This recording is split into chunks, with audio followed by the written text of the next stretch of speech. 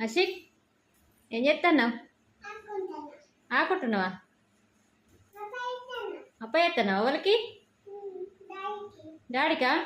నువ్వు అప్ప చేసిస్తావు డాడీకి? అబ్బా చెమటలు వచ్చినాయి, మొత్తం డ్రెస్ తడిసింది. అబ్బా మంట పెద్ద పెడుతున్నావారా? గ్రేట్ అషిక్. పోయి అప్ప ఎట్లా పోతారు?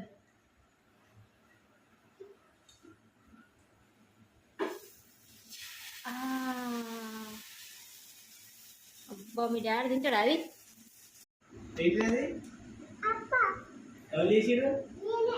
ఏది ఎవరికది? నాకు సందేశావా? ఏది